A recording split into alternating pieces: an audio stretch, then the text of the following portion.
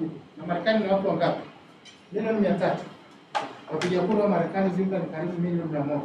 Lakini ile 1000 ina drive everything towards the right direction.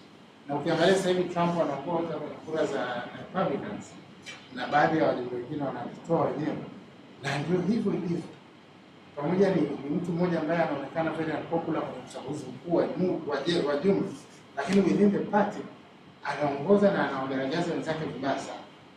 Of course, inaenda kuchange. Opinion polls zinatolewa at that very particular time. Ndio maana nakwambia kama kura ikipigwa leo, matokeo yatakuwa kali. Hawezi kusema prediction kwamba zikipigwa baada ya mwaka mmoja itakuwaje. Most of the time they miss that. Lakini wanafanya prediction, lakini predictions za namna hiyo zinakuwa ngumu, wanakosea. Kwa sababu anything can happen anytime in between. Sawa. Kwa hiyo jibu lako sio baya. Jibu lako ni kwamba we are working with the sample rather than population. Kwa sababu ya cut cost, lakini ukweli ni kwamba you cannot work with the population hata kama una resource nyingi kiasi gani, kwa sababu it is not necessary. Kama naweza draw sample ambayo can reflect exactly the characteristics of the population, exactly, yani sikosea hata nukta moja, then why should I work with the population? Kama naweza nikafanya kazi na watu 10 na wakaproduce exactly matokeo ambayo watu 1000 wangeproduce, kwa nini niangalie kuongeza zaidi? Sinafanya na wao 10, right? That is impossible. All right. So sampling is often necessary, as typically it is not possible to directly observe and measure outcomes for the entire population. It is impossible. See. For instance, if you are interested in knowing the average height of children below age 2 in a country, it will be very hard, costly, and time-consuming, kama Pendo alivyosema, to directly visit and measure all children in the population. It's impossible. Instead, a sample of children drawn from the population can be used to infer the average characteristics in the population. The process by which a sample is drawn from the population of interest is crucial. The principles of sampling provide guidance to draw representative samples. Kwangu mimi, this is the heart, this is the crux of any research, of any study. Sample na sampling. Kwa sababu ukidraw sample vibaya, estimation yako yote inakuwa biased. Mfano nataka kuangalia wapinzani population mkubwa wa constituency wa wapinzani Tanzania. Nataka kuangalia CCM, labda tuchukue chama kimoja, CCM na Chadema, nani wako more popular, nani wana watu wengi Tanzania. Alafu nikachukua sample ya watu wa Kilimanjaro na Arusha tu. Sinaweza kuonekana Chadema ndio inaongoza Tanzania kwa karibu 10%. Au nikitaka kuangalia ACT Wazalendo na CCM, nikaenda kuchukua sample Pemba, automatically ACT Wazalendo itaonekana inaongoza. Si ndio? Kwa hiyo most of the time sample inatueleza kuhusu na study. Na ni most important kwenye vitu vyote vya research yako utakapofanya. Kwenye sample ndio itakusaidia au itakusaidia. Kuna siku moja nilikuwa nafanya study mimi, not long time ago.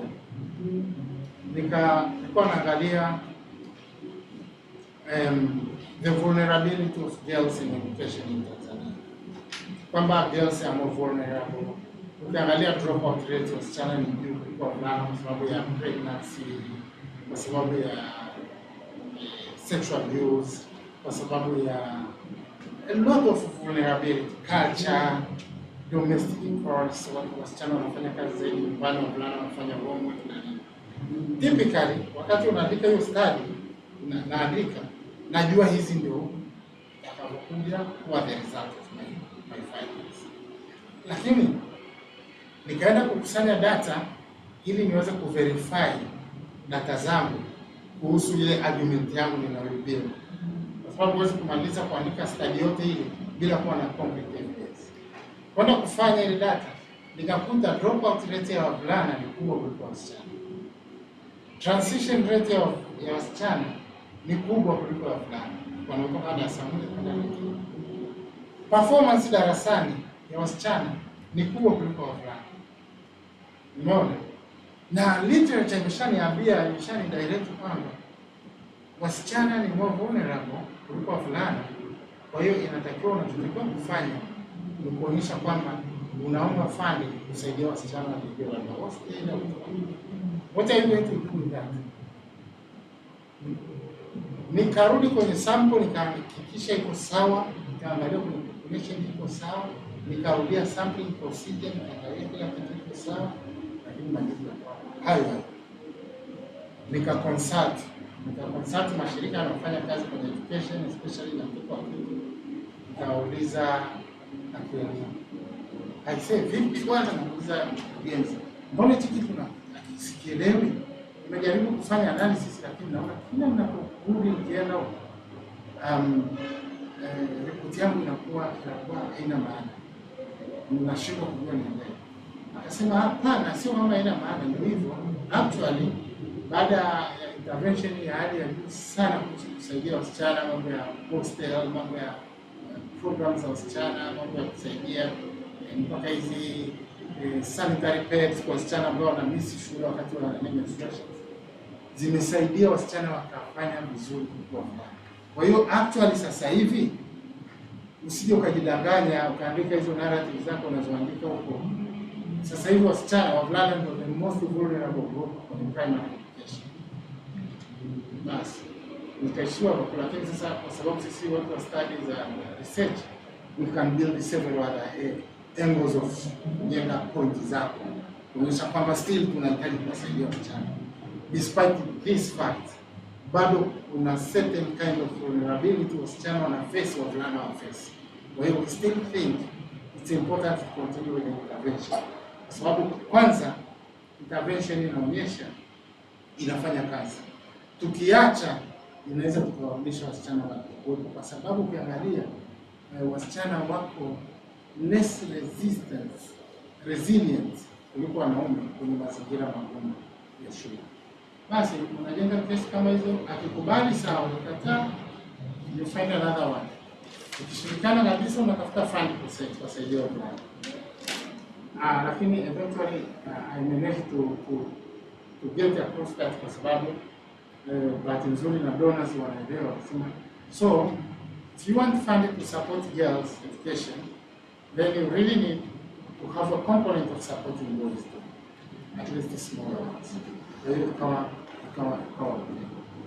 What I want to say here ni kwamba sample na sampling procedure ndio zinapeleka study yako mahali ambapo unaweza kupata conclusion ambayo ni unbiased au genuine. Na ndio maana mtu mjanja anafanya research au anaandika proposal, hafanyi chochote kwanza mpaka amalize kufanya methodology. Usifanye kama mimi kwa kuanza kuchukua literature review na kuangalia masuala ya wasichana, matatizo ya wasichana shuleni na utoro na nini, afu ndo karibu kwenye field kufanya sample procedure. Utajikuta unarudia rewrite the whole field. Alright.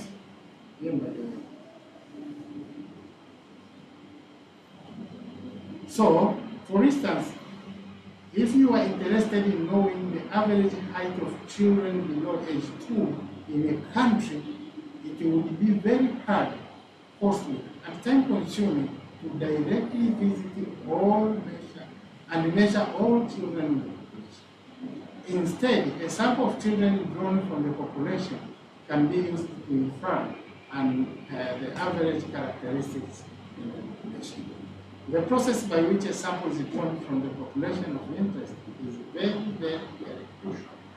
The principle of sampling provides guidance to draw representative samples. Sampling.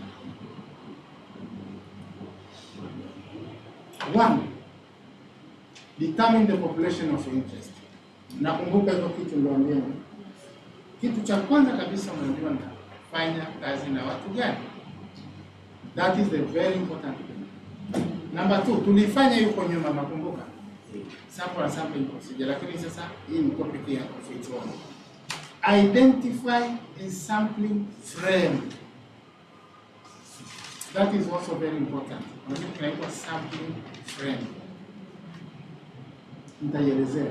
Draw as many units from the sampling frame as required by power calculations. We'll come to that. Okay. Namba 1 ndio hiyo, determine the population of interest.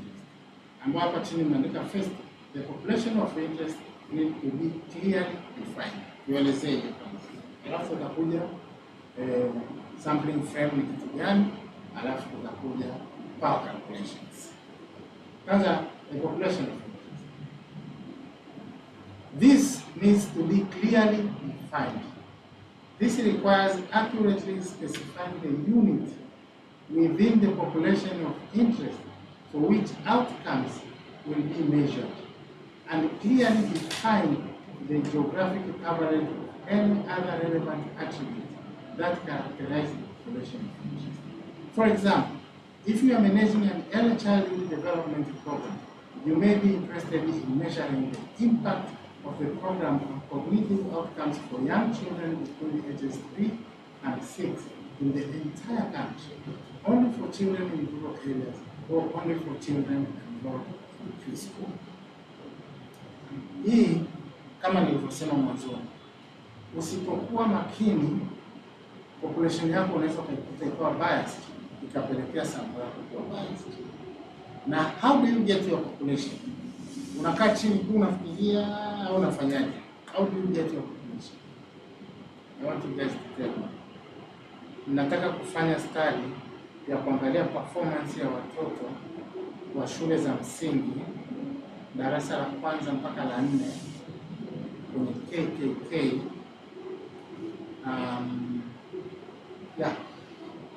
Darasa la kwanza mpaka la 4 KKK performance.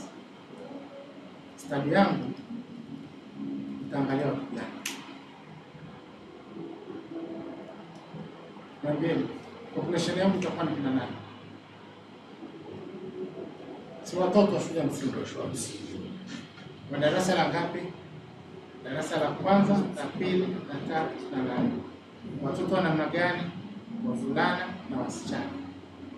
Age ya watoto huwezi kuspecify. Ukitaka kuspecify age inaweza ikawa na contradict na madarasa. Lakini unaweza ukasema watoto wote wasivuke 12 years old. Kwa hiyo kama kuna mtoto wa darasa la 4 ana miaka 13, yeye anakuwa excluded. Lakini most of the time we don't do that. You don't include what? So atuangalie age tu, tunaangalia madarasa. Alafu ya 4 tunasema tunaangalia wavulana wote na wasichana wote.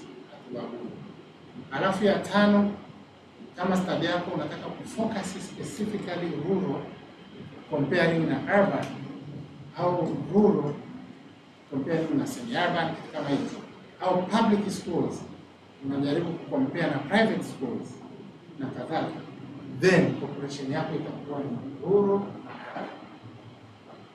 private na public schools. It depends unataka kufanya nini. Au kama population yako unataka to specify the most vulnerable children in the country, unasema these children should be coming from rural settings. Not the most vulnerable. Au they must be coming kama Kenya. Kuna watu wanafahamu vizuri Kenya, Nairobi. Kuna kama wana Islam, one of the biggest Islam in the world inaitwa Kibera. Umeshasikia? Ukienda pale unaweza kuona watu wanaishi dunia tofauti. You don't even understand what is survive pale kwa sisi. Leta alone mwaka na miaka. Hapo tu. Sasa Kibera is one of the biggest Islam na imekuwa produced kwa sababu Nairobi is pretty much one of the biggest cities in Africa. Nairobi ni mji mkubwa sana na ni mji ambao uchumi wake ni mkubwa sana na gharama maisha Nairobi ni kubwa sana. Na Nairobi inahitaji wafanyakazi wengi sana kufanya kazi Nairobi. Sasa kwa kuwa gharama iko juu na mji ni very vibrant, Wale watu wanaoenda kufanya kazi pale, the only option ni kukaa kwenye mabanda ili kuweza kwenda Nairobi na kurudi. Kumbuka salamu kubwa au kwenda pale msako. You might focus on those kind of organizations. Nasema watu wengi wanasema urban and rural, lakini mimi sisemi urban and rural. Mimi nasema wanaokaa kwenye slum areas na wale wanaokaa kwenye mitaa na special streets. Sasa population yako, wakati wa kudefine population yako, the definition comes from your objectives of the study. Remember that. Kama study yako objectives ziko 4, population yako unatakiwa uitoe kwa zile objectives. Nimejaribu kuonyesha hapa objectives zangu kwamba tunataka kuangalia watoto ambao wajua kusoma na kuandika, wanatoka shule za vijijini, kuwalinganisha wanatoka shule za mjini na kuhakikisha na kuwalinganisha pia wasichana na wavulana, na labda kuangalia darasa la kwanza mpaka la 4. Those are the objectives. Now your sample should come, your population should come from that. Study objectives. How we do in research questions. Ukishapata wale population yako, umeshamaliza one of the biggest mountain in study yako. Kama ulikuwa unapanda mlima sasa unaanza kushuka.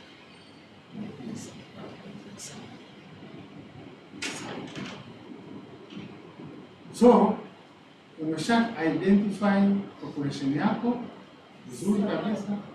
Go ahead. Unasema tu hiyo population ya kwa mfano ndio una study yako impact study. Population yako unapenda kwenye research questions. Yes. Unaangalia nini? Ngoja niingie deeper sasa kidogo. Thank you for that very good question. How do you develop your research objectives? Mmeshafanya research. Mnatengenezaje research objectives?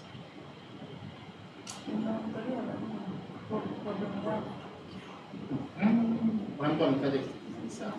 Topic. Ambayo topic yako most of the time inakuwa reflected kwenye the title of your research. Na kwenye title of your research kuna ka formula ambacho watu wengi wakasema, lakini nitawaambia leo. It's not written anywhere. Ni ujanja tu. Unakuwa na vitu vinaitwa variables. Kuna independent na dependent variables. Kwamba my study will focus on this as far as this is concerned. Kwamba nataka kuangalia watoto elimu ya watoto inavyoathiri maisha yao baada ya shule. Kwa hiyo ile elimu ni dependent variable, maisha yao baada ya shule ni dependent variable. Si ndio? Dependent variable. Ukishapata hizo mbili, unakuja sasa kuna kitu kinaitwa, hii sasa ni out of the unakuja kitu kinaitwa, unatengeneza context au background of your study. How do you do that? Inatokana na ile title yako. Background maana yake ni background, unaangalia kwanza maelezo kuhusu ile independent variable. Education system, shuleni.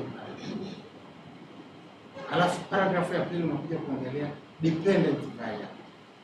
Watoto wakitoka shule wako, maisha yao yanakuwaje?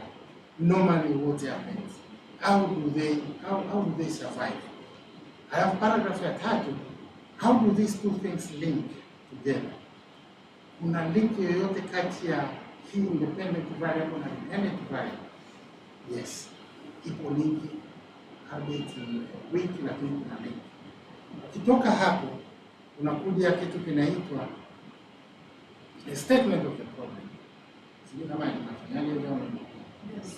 Statement of the problem maana yake ni nini?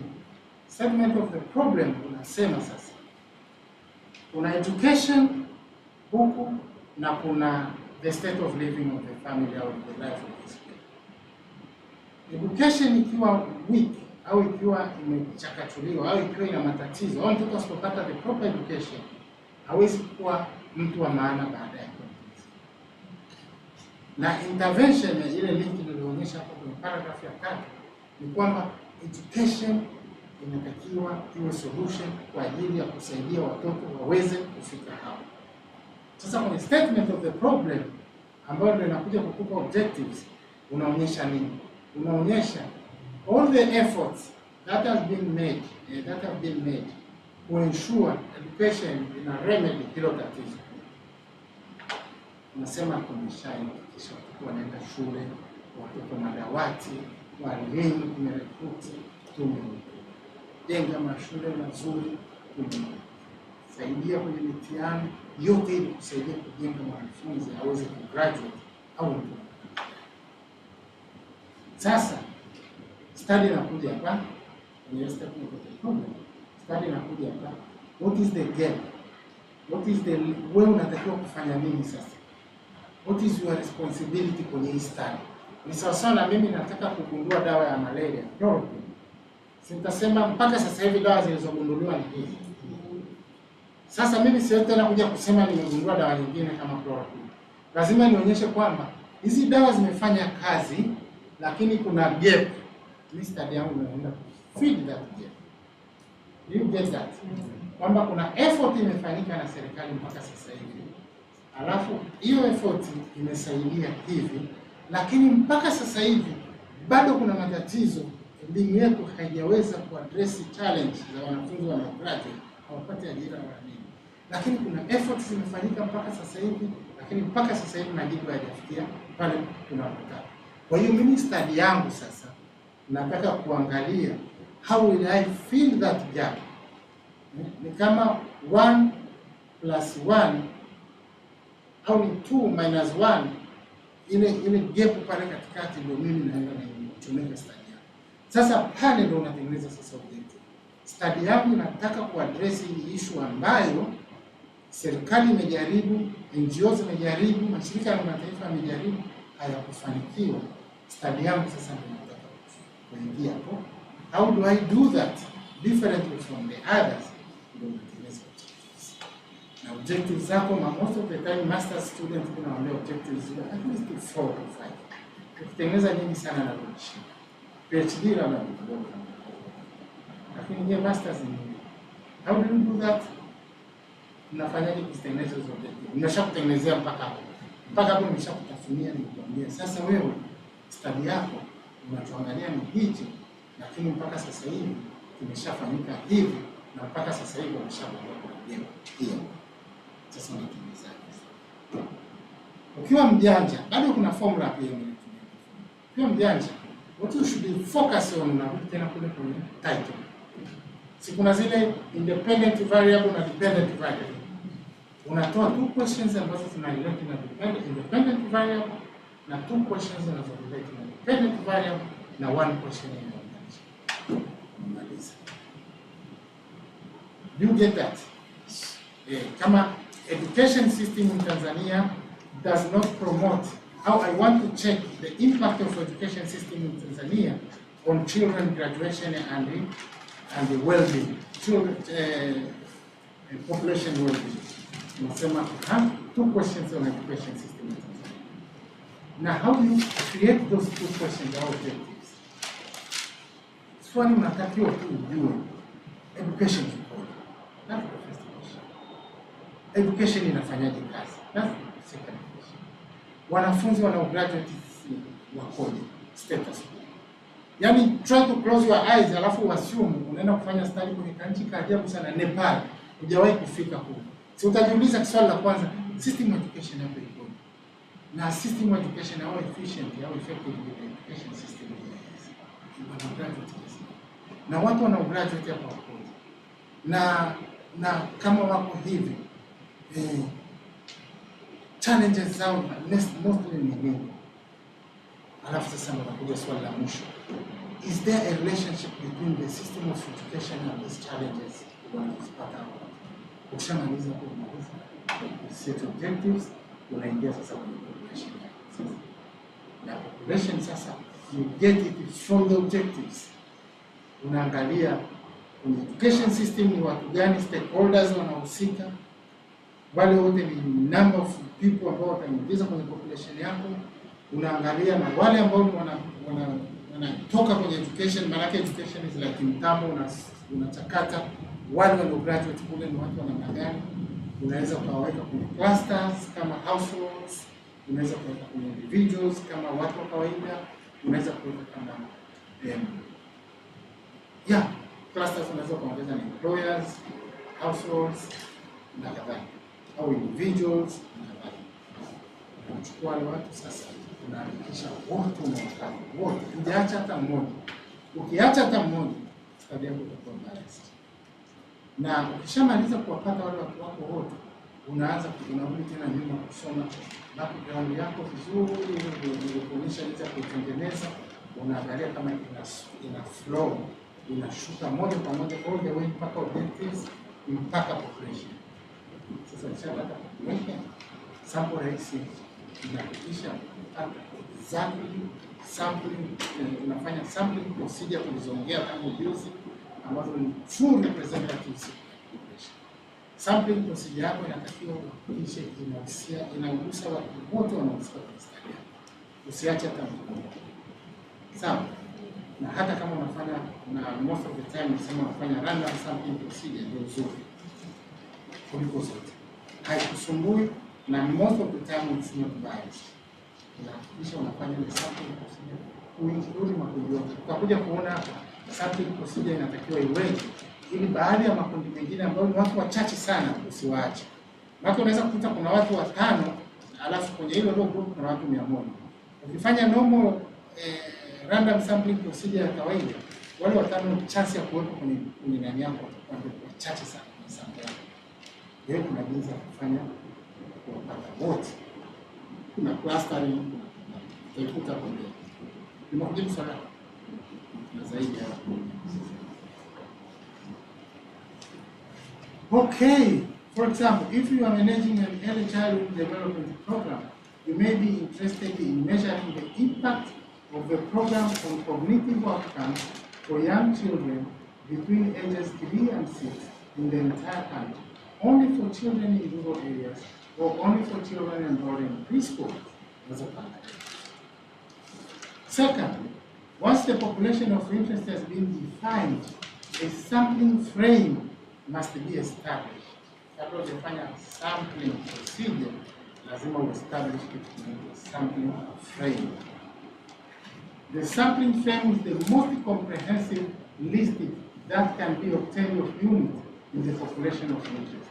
Ideally, the sampling frame should exactly coincide with the population of interest.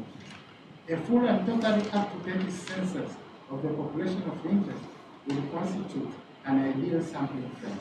In practice, existing lists such as population census, facility census, or enrollment listings are often used as sampling frames. Sampling frame ni rahisi.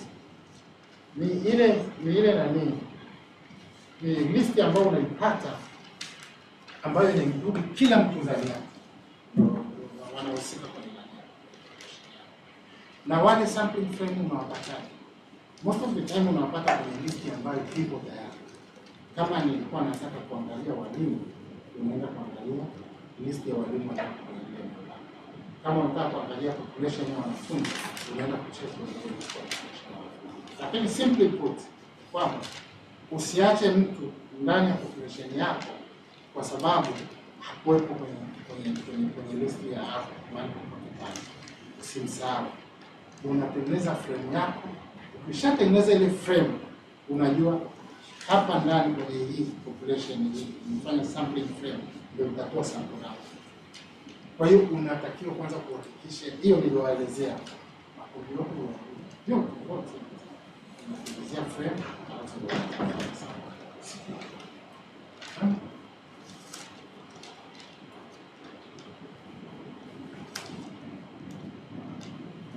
An adequate sampling frame is required to ensure that the conclusions reached from analyzing a sample can be generalized to the entire population. That's a golden rule. Simply put, it's the reflection of the population. Sampling frame is the reflection, true reflection of the population. Indeed, a sampling frame that does not exactly coincide with the population of interest creates a coverage bias. Coverage biases constitute a risk, and the construction of sampling frames requires careful effort to understand. For instance, census data may contain the list of all units in the population. However, if much time has elapsed between the census and the time the sample data are collected, the sampling frame may no longer be fully up to date. Kama muda umepita sana, ile list imeshakuwa obsolete. Some of the members from the list watakuwa hawapo kama ni census, au some of them the new members ambao wanaweza wakawa na impact kwenye study yako wameibuka lakini hawako kwenye list. Kwa hiyo issues like time frame are very important to consider kwenye swala la time frame kwenye swala la sample frame. Moreover, a census data may not contain sufficient information on specific attributes to build a sampling frame. If the population of interest consists of children attending preschool and the census does not contain data on preschool enrollment, complementary enrollment data or facility listing will be needed. Yeah. Inaweza kutokea listing nilionayo ni hii, lakini vitu navyoangalia hii listing kuna vingine haijagusi, haijatazama. Kwa hiyo ni lazima mimi nitarudi nyuma sasa. Nimeshapata list yangu, nimeshatengeneza frame yangu, I have to go back. Nirudi sasa kwenye preschool, kuangalia enrollment ya preschool ambayo haipo kwenye hii list yangu, niweze kuiona. Kwa hiyo it's very important kuwa keen kugundua ni watu gani ambao wapo kwenye hizi list lakini hawako kwenye objectives za hawako kwenye populations. Once you have identified the population of interest and the sampling frame, you must choose a method to draw the sample. Hapa tumefanyia kazi sana. Various alternative procedures can be used. Probabilistic sampling methods are the most rigorous as they assign a well-defined probability for each unit to be drawn. What is the most famous probability sampling procedure?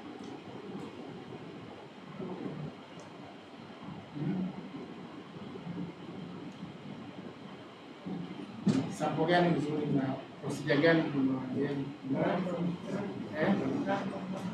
Random sampling procedure. Thank you, madam. Probability sampling procedures ziko nyingi.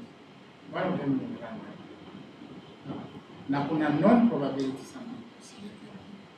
Kuna zile ambazo unaweza kuchagua na zikawa bado zina okay kwenye study yako. Kama kwenye qualitative study, wangapi hapa mnafanya qualitative zenu? Karibu wote. Au bado mjadili mnafanya qualitative au quantitative? For qualitative, most of the time we non-probability sampling procedure. Kuna convenience, kuna nini nyingine. Siku simini sitamu kwa sana. Kuna convenience procedure.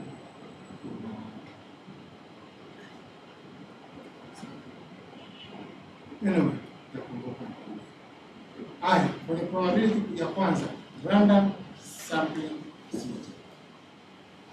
Every unit in the population has exactly the same probability of being drawn. Sampling procedure ni kwamba kila mmoja wenu ana chance ya kushiriki. Hakuna mtu anayebaguliwa. Na hiyo ndio inafanya sample procedure kwa best. Alafu nyingine inaitwa stratified random sampling. The population is divided into groups, for example, male and female, and random sampling is performed with each group. As a result, every unit in each group or stratum has the same probability of being drawn. Stratified sampling is useful when you would like to sample subgroups in the population that are small, like minorities, in order to study them more carefully. Stratification is essential for evaluations that aim to compare program impact between such subgroups. Labda nieleze kwa kifupi. Kwa nini tuna stratify? Kwanza, how do we stratify? Let me count the number of people in this class. How many girls? 1, 2, 4. Only 3. Guys, not 1, 2, 3, 4, 5, 6, 7, 8. Nikifanya probability sampling procedure, kuna possibility inaweza nikamisi msichana, nikamisi au dada. Kwa hiyo na mimi nataka study yangu ihusishe wanawake na wanaume. Kwanza nataka ndani, wakati nafanya analysis, nikompare performance ya both. Sasa ili nisiwakose wanawake, and especially kama sample yako na watu 100, alafu ndani yake kuna watu wanawake au wasichana wako 5 au 6, unahisi unaweza kuhamisi. Kwa hiyo what you do, you stratify, unagawanya wanawake unaweka pale na wanaume unaweka. Unasema percentage ya wanawake kwenye ile group ni 10%. Kwa hiyo kwenye group langu la sample 10% of the participants wawe wanawake na 90% wawe wanaume. Kwa hiyo unafanya random sampling procedure. Kumbuka, random sampling procedure na pale pale kwa wanaume unapata 90% unawataka